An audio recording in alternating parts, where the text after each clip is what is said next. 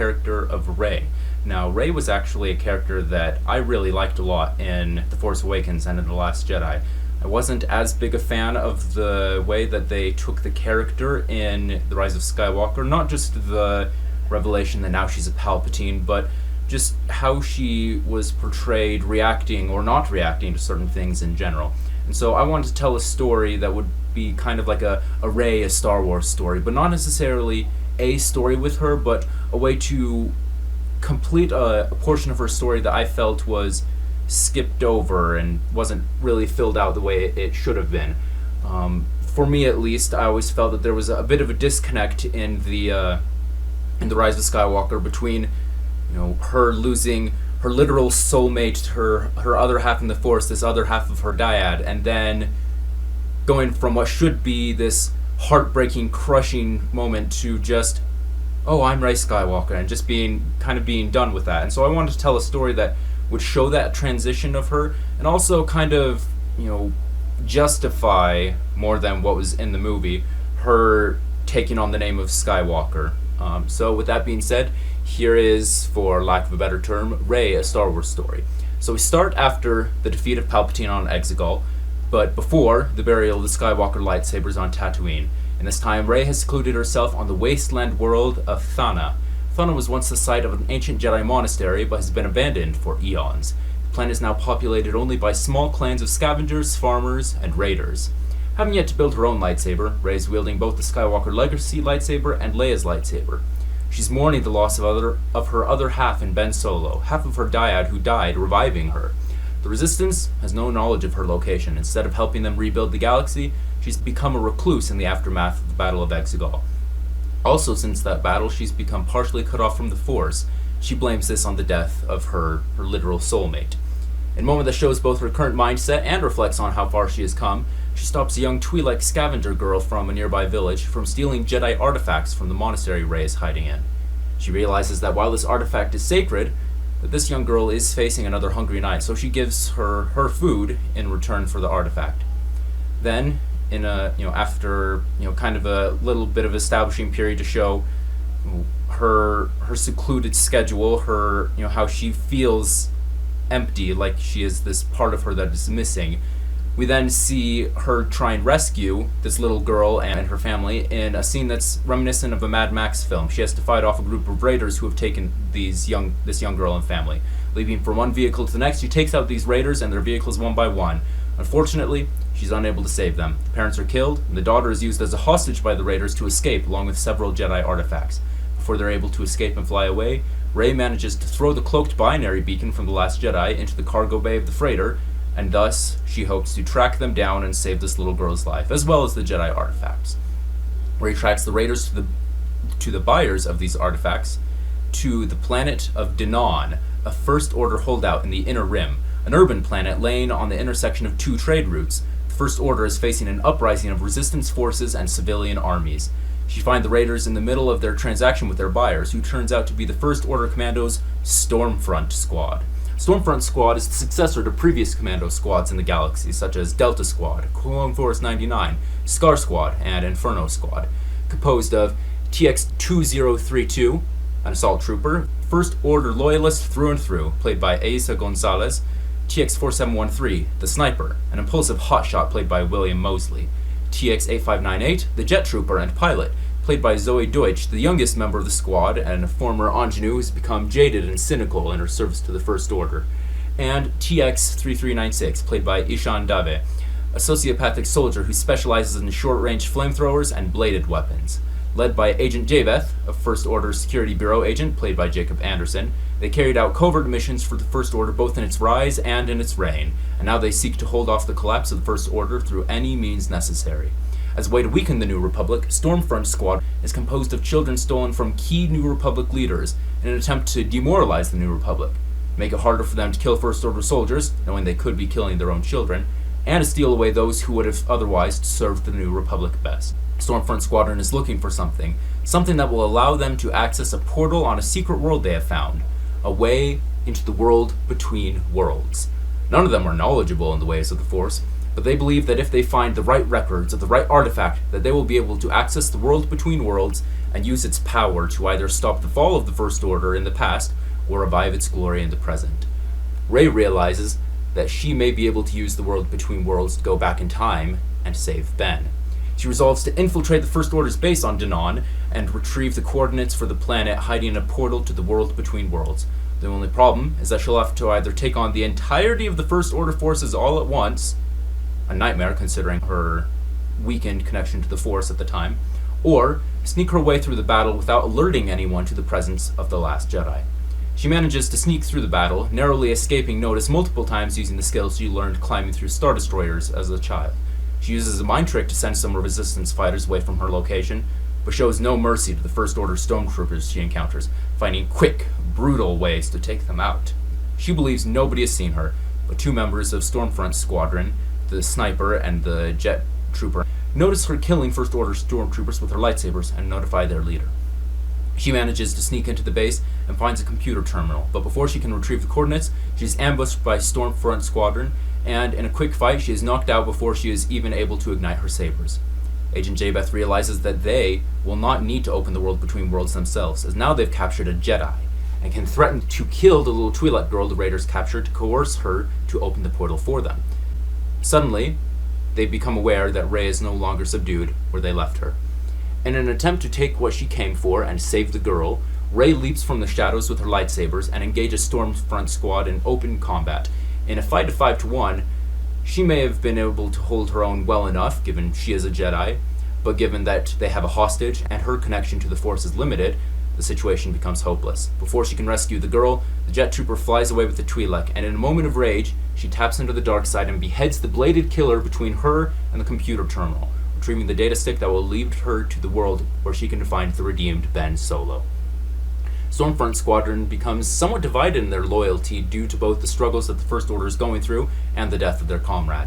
The sniper leaves, not to join the Resistance, but to start his own life. He believes that the First Order is doomed to fail like the Empire before it, and that if the galaxy is destined to be ruled by chaos, he might as well live the life of a mercenary or bounty hunter and profit from it. The jet trooper is shaken in her beliefs, but is convinced to stay by both the trooper and their leader, Agent Jabeth, whom have been further radicalized. Fortunately for them, they know exactly where Rey is heading and take off in their ship so that they can follow her into the world between worlds. Rey flies to the dark world of Septhys, a forest world. This is not a place of life, but a place of death. Once a sanctuary of the Jedi strong in the light side of the Force, forbidden rites by fallen Jedi made it a cursed place steeped in eternal darkness. A thick, oppressive wood, no light is able to pierce the treetops, with everything becoming darker and more claustrophobic the further in Rey ventures, deeper and more maddeningly airless and confined with every step she takes. She finally reaches the dark center of this cursed forest, where she finds an ancient mural of the Jedi depicting the Mortis gods. The mural is surrounded by the remains of a battle from eons past between Jedi, Darksiders, Mandalorians. Using knowledge from the Jedi texts, she opens up a portal to the world between worlds and goes inside. Unbeknownst to her, the remnants of Stormfront Squadron have followed her there. The trooper and the pilot remain at their ship with the Twi'lek girl, while Jabeth tracks Rey's path through the Force and follows her into the world between worlds. Inside the world between worlds, Rey searches throughout time and space for her other half. Now, according to Dave Filoni, the original creator of the world between worlds, it appears different to different people at different times, and we see that in the show Star Wars Rebels at different points. Ezra Bridger is able to access the world between worlds and see more, do more. It appears a little different every time as he grows in his connection and knowledge of the Force. At this time, I wanted to look kind of like it did in Rebels, but also with touches of the Tesseract from Interstellar. Now, eventually she finds a portal that shows her the confrontation with Darth Sidious on the Sith planet of Exegol. Just as Ben is thrown into a chasm by the Dark Lord of the Sith, Rey saves his life by pulling him into the world between worlds. In our first real conversation with Ben Solo, seen as in the original film, all he said was, "Ow," we see what had only been hinted at in The Rise of Skywalker. A Jedi combining the best of Anakin Skywalker and Han Solo with a loving, neglected soul. Relieved that she has finally been reunited with her soulmate in the Force, she tries to kiss him. He's surprised, but confused. He breaks the kiss with her and wanting to know what is going on, and she explains to him that he dies on Exegol, but now she's brought him back. They can live in peace in the galaxy and rebuild the Jedi together. However, Ben is unsure if this will work. Doing so may undo the events that led to her coming here, as he had to sacrifice his life to save hers. And on top of that, he's not even sure if he will be able to leave the world between worlds from a portal he did not enter from. His uncle had spoken about this place from time to time. He had never entered it himself, but he had learned fragments of knowledge about it, and he doesn't think that he'll be able to change the course of time. This is a place for knowledge, not action. Ben tells her that she doesn't need him to rebuild the Jedi Order. She's just as powerful and just as flawed as any other Jedi, or even as any other Skywalker. Promising her that he will always be with her on this side of the veil or the other, he returns to Exegol to begin the long climb that will end with him giving up his life to revive the fallen Rey. Rey solemnly bids him farewell, but before she can leave, she's ambushed by Agent Daybeth. Wielding an ancient Beskar spear scavenged from the remains of a Mandalorian soldier, he begins to duel with Rey. With the portal to the world between worlds now open, Daybeth believes he no longer needs Rey alive and intends to kill her, leaving nobody to stop the First Order from using the power of the world between worlds to retake the galaxy once more. Rey, now realizing the importance of letting go, has healed her connection to the Force and is able to handle herself much better in this fight than the previous one. Agent Daybeth's fury has only focused his fighting skills, and with the Beskar spear he presents a legitimate threat. She attempts to reason with him, but as the battle progresses she realizes that he won't stop until either she or he is dead. Deactivating her lightsabers, she grapples with him over the Beskar spear, eventually disarming him and standing over him with the spear, much like how she once stood over Finn and Luke Skywalker. In the background, we see through the portal to Exegol that the Resistance has won and that the Citadel on Exegol is collapsing.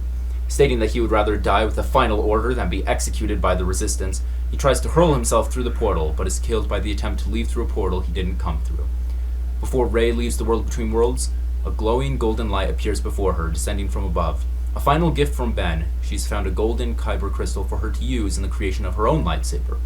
As she exits the portal to return to her ship, the camera shows a single ray of sunshine piercing through the treetops, illuminating a lone flower blooming in its light. The world has begun to heal. When the trooper sees Rey returning from the portal without Agent Daybeth, she moves to shoot the Twi'lek girl in an act of revenge.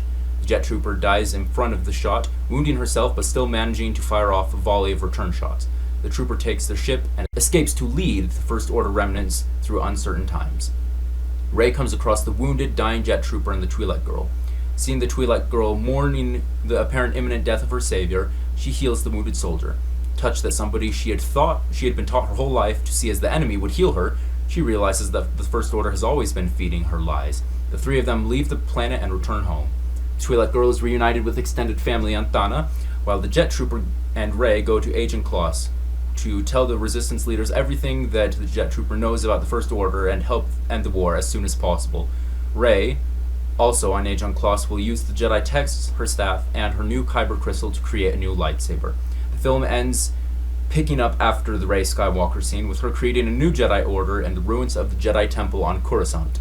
She finds spiritual power and increased connection to the Force through her connection to Ben, who has become one with the Force. She's training Finn, other stormtroopers who defected due to Force sensitivity, and other young Force-sensitive children orphaned by the First Order.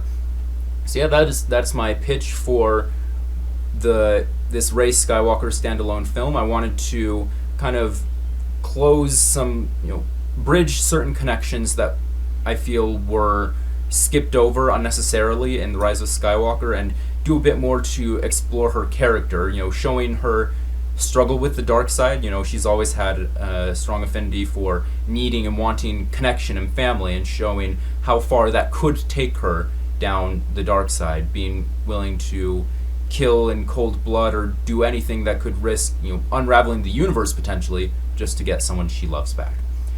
So for a director for this, I had in mind Robert Eggers. He's directed The Witch and The Lighthouse, and he has a great way to capture madness and obsession. For a cinematographer, I thought Roger Deakins could do a good job of capturing some of these visuals in a striking way that is able to tell the story. And then for a composer, I thought that Hildur Gudnadottir, who composed the score for Joker, for which she won an Oscar, and she also did a great job on the score for Chernobyl. I thought she could do a great job of a really deep, moving score with still a lot of great moments of tension. But yeah, so that is my pitch for Rey, A Star Wars Story, and I can't wait to see what the other guys think of it. Alright. So welcome everybody, now's the discussion part. Watch Jed's pitch. If you haven't and you just skip to this, well, you're going to be just as confused as everyone else. I'm going to give my thoughts real quick because I got to bail here in a second. But Jed, that was good. It surprised when you said Ray immediately. I was like, you are taking up a challenge beyond that of most. But I think you did a really good job. It actually interested me because I remember we were talking about how Ray really is a Mary Sue, but you kind of gave her that one thing we wanted her to have was a problem. We wanted her to have a problem, and I think you did a good job giving her that. And we got to kind of see we got to see more of a Skywalker side to give her that kind of feeling like, okay, yeah, she kind of earned it at this point. Because it's going out of her way to try and save a Twi'lek, even though it's not even, like, on her journey. That says to me it's very much like Luke, where he wouldn't say no to helping someone out. And since we don't get to see much of the real Luke, what you pointed out about her, a lot of people complain about her being a Mary Sue. I was kind of inspired by comments that I heard a screenwriter make recently about Pepe Le Pew. He had been working on an animated Pepe movie that got canceled because they were going to make Space Jam 2 instead. But this guy, he had said, looking at a lot of older Looney Tunes cartoons, he loved the character of Pepe Le Pew. But every once in a while there was something that he wouldn't say like, oh my gosh, this is bad, cancel Pepe Le Pew. But he's like, not the most comfortable thing, I've ever seen. And so his goal was, instead of saying, no more Pepe Le Pew, he wanted to say, let's keep doing Pepe Le Pew and not do those things that we might be a little uncomfortable with.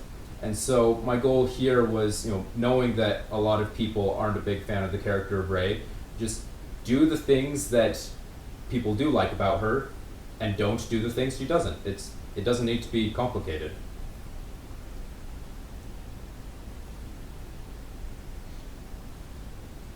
Yeah, I mean, I like the concept of her character. I just don't feel like they did a good job making. Yeah, John Boyega tends to same agree. with Finn. I feel like they could have done so much more with Finn, but they just kind of didn't. And I think what you did at the end of your pitch with Finn was a good idea. Kind of help Rey start up the new Jedi Order if he was Force sensitive, and then you got him looking out for other people. And I feel like that'd be. Yep. I mean, you got tons of fans out there who would make like side stories after that, which would be really cool.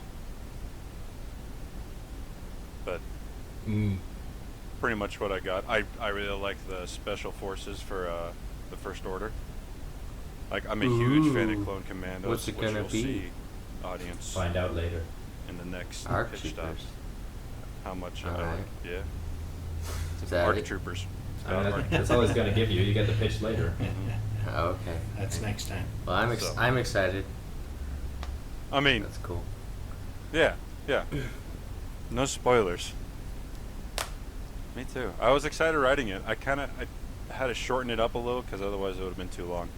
But Yeah, I mean, I'm taking notes. yeah, from Jed. that was actually He simplified had quite a pretty bit from what I originally had. long set for this. So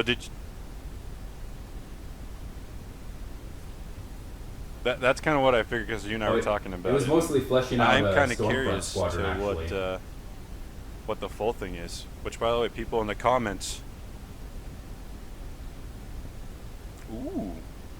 So, people in the comments, if you want to hear like Maybe the I'll rest focus of my Jed's next pitch on that. all of it, Give them a let us know spin-off down series below. or game or something.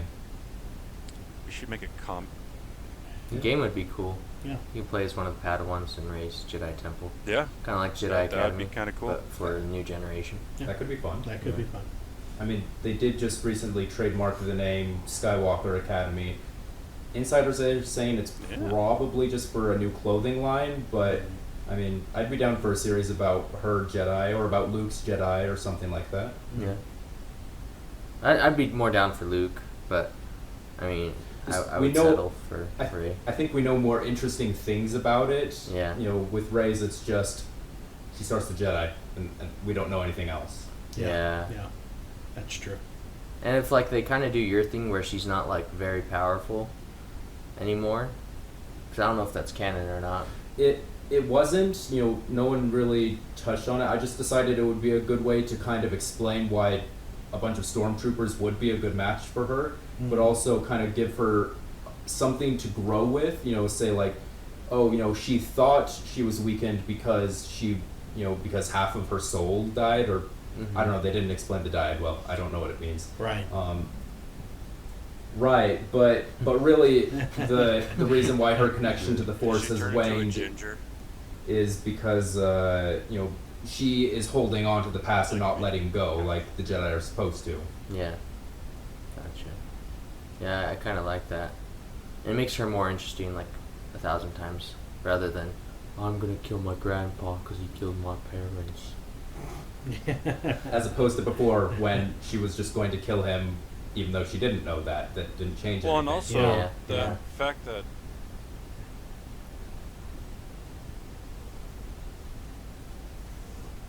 another thing too is that if it's a more interesting storyline than Palpatine somehow returned, because you get to see from the Clone Wars that in-between world, and now you're bringing it back, which is way more interesting to me than, Yeah. oh, hey, look.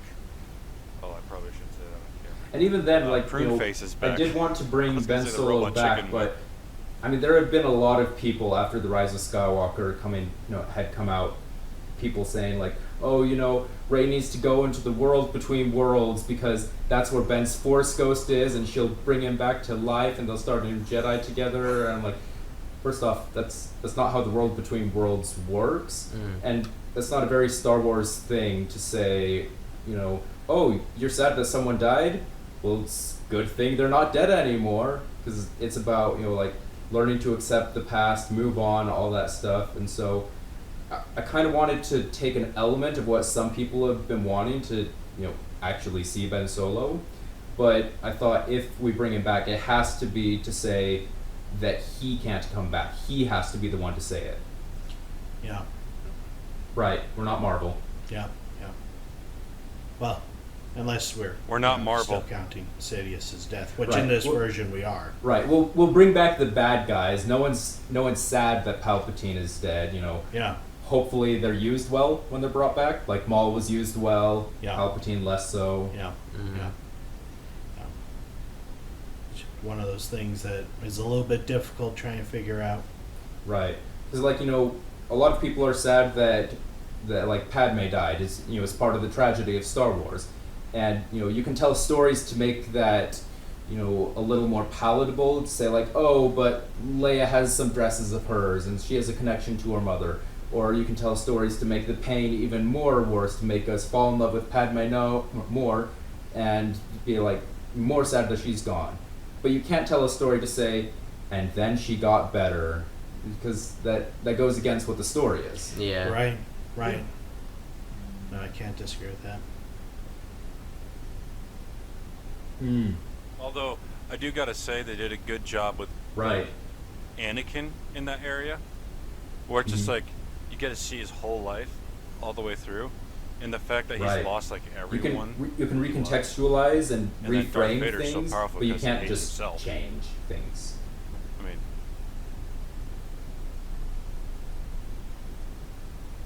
yeah. Yeah, no, Yeah, Vader was I mean, not a if they were good guy just the like, whole time. Oh yeah, he was the good guy the whole time. Right, But- there's good in you. You're bad, But having but just that like little you bit could of like change. saying like, I still feel like there's some good in Yeah. him. And it wouldn't make sense to bring Ben back, because if she brought him back in the part where you had him brought back, then she would never be alive. Yeah. Right. Yeah. So, because he's the one who saves her life. Mm-hmm.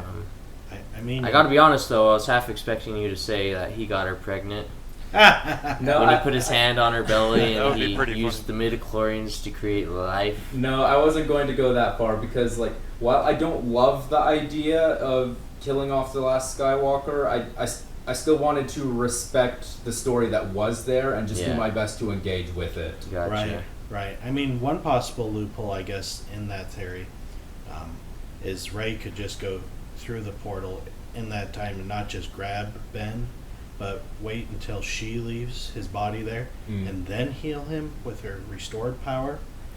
I mean, because it's kind of uncertain if the reason he died is because he was pretty depleted helping the Emperor restored, and then giving her more energy afterwards, or I just don't know what the Yeah, rules are. There wasn't a lot that was explained. I mean, you don't have to explain everything with Right. like the Force and this being a lot of fantasy as well as sci-fi. Right. But a little more would have gone a long Yeah. ways. Yeah, and I'm just saying that's a possible. I'm not saying Sure. it should happen, but I guess you could do that.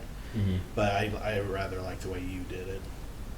I thought Aaron was going to say that we should take Kylo Ren and then force him to have a baby with Yeah. Rey Yes. in the world between them. Yes. Oh, gosh. And I was Then like- everyone would be Which is calling. why I made the yeah. face like, Yeah. Oh, that would don't be do something. that. No, no, The no. o-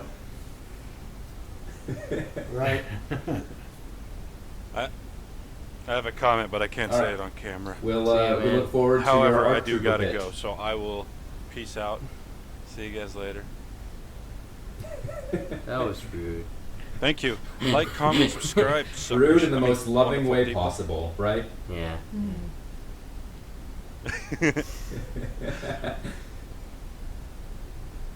I love you All guys right. only if you subscribe. All right. All right. Talk to you guys later, and see you later as Okay, well, just us audience. Well, the only thing I would add to the pitch, because I liked it pretty well, is that, and I don't know that John Boyega would be down for this, but just to have him have a larger role in this, Mm.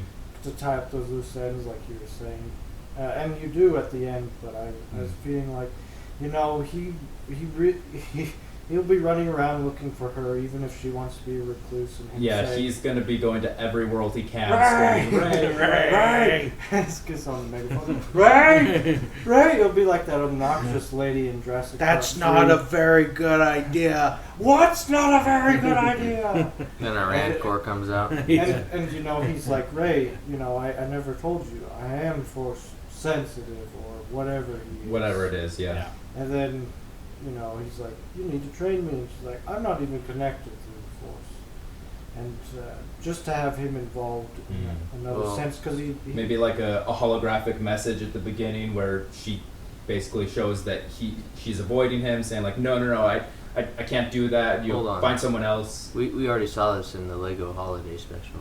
Yes, but that's not canon. So. In my heart, it is. Yes, in our hearts, where it matters. I know. I'm just like getting flashbacks of that. Yeah, yeah. Yeah. But The but hologram. it's a fair thing because it keeps him active. It keeps his character progression going. I think it'd be Maybe- interesting if he was fed up with her. Like she's always running off. That's actually And a if she potentially was good idea seeking there. for him because he could fill that void that her dyad or whatever the heck that means Right. left with her, and she's like, well, he's the guy, he's the guy. I met him before Kylo, maybe can feel the void. And he's like, no, you're as bad as Luke, and he just ditches her. And she's like, oh. Yeah, I mean, you could go with that, maybe, or Yeah. maybe she, still is a recluse, and he's just decided to move on without her. Like maybe she's left a couple of Jedi texts behind, and he's like, "I'm just gonna start the Jedi with or without you because we That need could it." be. And that could be its own story, Right. You could have, in that time period where she's gone, he's leading the way for the next Jedi, and then when she comes back, it Right, could be a happy tie-up and things like that. And then So, they could kind of team up together. yeah, yeah. She I could think help there's him with potential all the there. details. Yeah. Yeah, that'd be cool. I think that could be a good way. And then that way, Finn, because if it's a Rey, a Star Wars story, and then its sequel could be potentially Finn, a Star Wars story. Sure. I think that could be a pretty good. Then the idea next there. one could be about Poe. Yeah. That Oh, way I thought just you were. wrap I up was the hoping story. you would suggest Babu Freak. Babu Freak, a Star Wars story. You know what? That's fair. Yeah. I think I'd watch that. Yeah, I over think I Poe. would. Yeah, I think I would. I don't know. I really like the character of Poe, but I don't know where you go next. At least until like the universe starts moving on. Right. He Keep trying gets to a get lesson. a date with Kerry Russell. I was gonna say, and also he could also improve his skills. Yeah. He could get a lesson from Mater, put some windshields on Yeah, his. there you go. Fly X-wing. back. Fly Yes. back. Fly Exactly. backwards. He'd be the first man to fly an Windshields X-wing and backwards. Backwards. Yes, successfully. You mean rear view? Yeah, Yeah, rear view yeah, mirrors. I that's was what like, I meant. Windshields. It's windshields. That, He's yeah, fine. space shield. He's been flying without windshields. I'm going to the one place where there are no windshields. Space! Yeah, I think that'd be pretty cool. No, I think that, yeah. Maybe not the windshield. I think that'd be pretty cold, actually. He's like, yeah, he's flying Yeah. backwards. So it shows some potential there. No, but I like Jed's story. It kind of feels, it does feel like a Star Wars story, Yeah. and as it just kind of fleshes out the characters a little Yeah. bit more. Yeah. Right. Like, I was debating for a long time, like, do I just call it Rey a Star Wars story? Because it's not trying to tell a story with her so much as try and complete part of her story that was just kind of skipped over. Yeah, yeah. Um, And then by the end of it, because you said this is kind of in between, this is how she gets her crystal Right, balls. other than the epilogue of it, yeah. Other than the epilogue. I think that's a great way to have her earn the Skywalker. Right. Yeah, because for a lot of us, we don't feel like she's earned it. Mm. And I keep saying this, I would prefer to see Duel of the Fates Right. as an episode 9, and if she said she was Rey Skywalker by the end of that, then I would be like, oh yeah, okay, yeah, you probably earned it by that point. Right. But yeah, no, I think this would be a way to have her earn that even Mhm. more. Yeah, I in the aftermath of watching The Falcon and the Winter Soldier, as I was writing this, I was thinking like, a lot of, like in universe, I mean, she can call herself Rey Skywalker. People change their names all the time in Star Wars. Yeah. It's not a question of whether people in universe would call her that. It's just a question of whether or not us and the world think she's earned that. Right.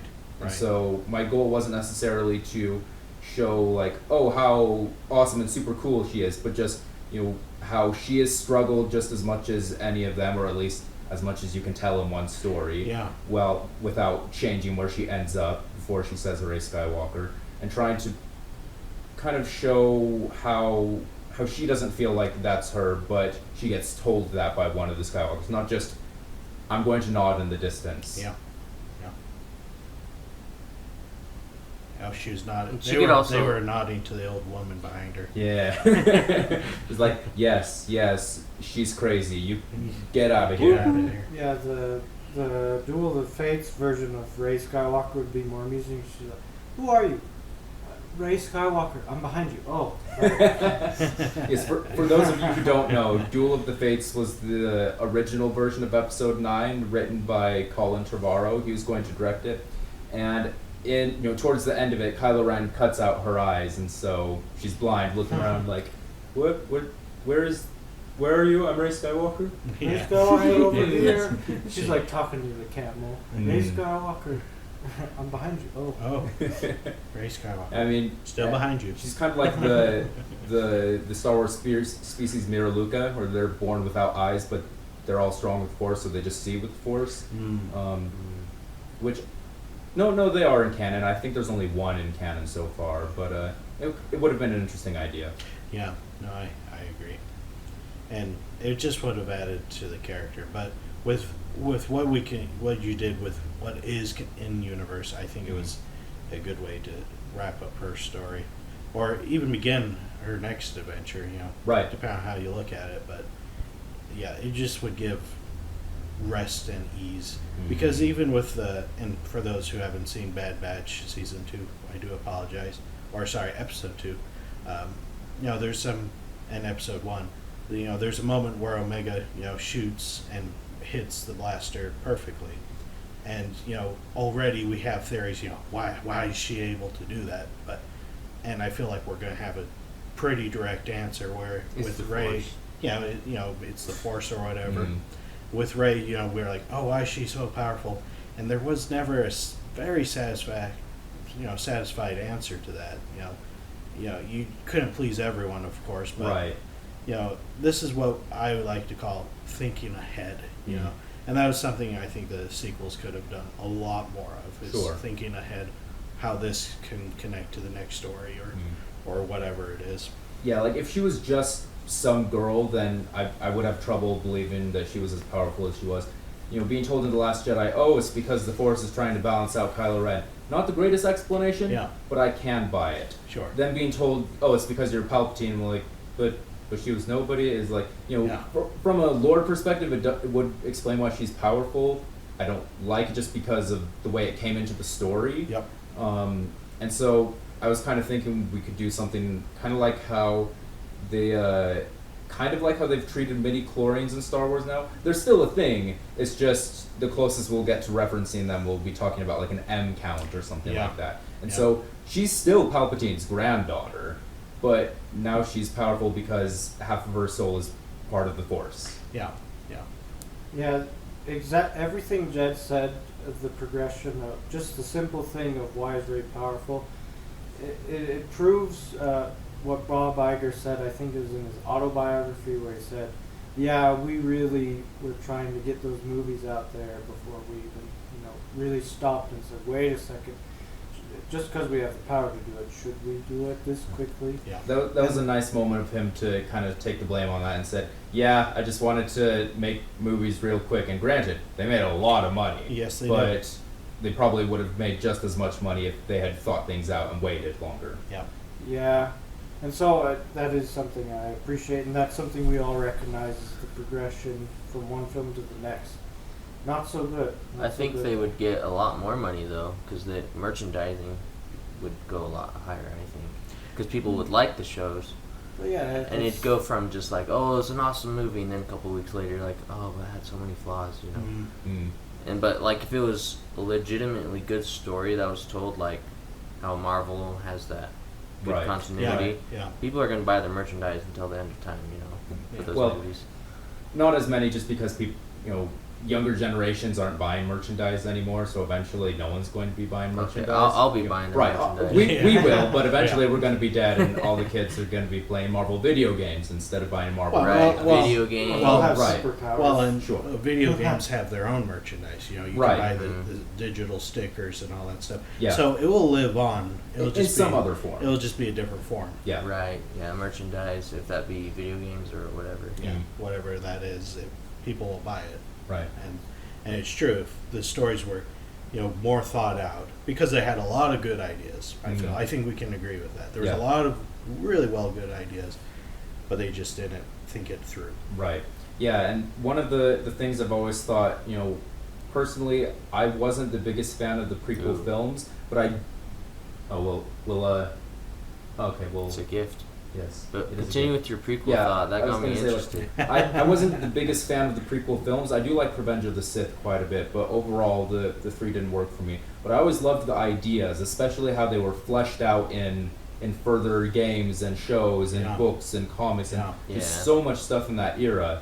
And so I always thought that, with a lot of the really good ideas that are in the sequel trilogy, one of the ways that, you can't undo bad execution, Yeah. but you can give us more things to focus on to say like, oh, but, you like this idea, but you don't like how it was done? Well, let's just give you this idea done well over here so you can ignore it over here. Yeah. Yep. And that does have a lot of potential, but we've gone off track. Yeah, we have limited time. We have limited time, but I think I speak for all of us when I say this was a good adaptation. Mm. And I think it would be a great pitch. And Hollywood, we know you're not listening, but if you ever need a pitch, the five of us, we will give you one in Yes. about a week, and it Mm. will be probably better than what a lot of your pitch guys come up with, especially if it's Star Wars. Right. Well, the right. thing about this pitch is that it kind of tied in with Duel of the Fates, and Yeah. Yeah, I in a way. tried to take little ideas from Yeah. there that I could manage to take in, like the idea of a big urban battle in a city. Yeah. Mhm. Yeah. yep, You that know- would have been cool. You know the battle, Star Wars. Yeah. It would have been Uh, embarrassing to have Rey, a Star Wars story, more exciting than the finale. Yeah. Yeah. To the Yeah, it would. Skywalker Hey, saga. Lucasfilm, you do have a war in your Star Wars, don't you? Hello? Is this thing on? Oh, and by the way, Hollywood, if you don't want our pitch, what you can do to help us is to please share, like, and subscribe for more content. I know you don't want to take our ideas, but you definitely want to listen to them You anyway, could- and everyone else does as well. You So- could at the very least steal our ideas without Yes. giving us content. Yes. Will we be hurt? Yes. But it'll be, our hearts will be healed by the fact that we're getting good stories. And the fact we're suing you. Yes, And, yes. and we'll take some. We'll take. You can buy us out, and we'll leave you alone. You can take it all. We'll sue you, and then we'll get money for it. No, we won't accept a settlement of $100 million. No. No, I don't need that. My artist I don't want integrity your- says nay. I want your filthy money. Okay. All right, but yeah, that is, that was our reactions to my pitch, and I, again, I'll speak for all of us. Very excited for what Robert is going to give us with that ARC Trooper story. Yes. So is it a story or is it like a video game or something? From what I've heard, it is a game, but there's going to be a story mode of sorts. Are we allowed to spoil it? Because I think I've seen. I don't know. a- Like, that's literally all I've heard. I thought I saw a rough draft, and I think it's. Oh, yeah. Am I Yeah, allowed but to say in- anything, or are we waiting? Let's not spoil it for the lovelies here. Yes. Okay, I yes. won't say. But yeah, so tune in next time as we get to hear that story, and we can all be spoiled in person together by Robert. Cool. All right. So yeah, that's us for Pitch Stop signing off.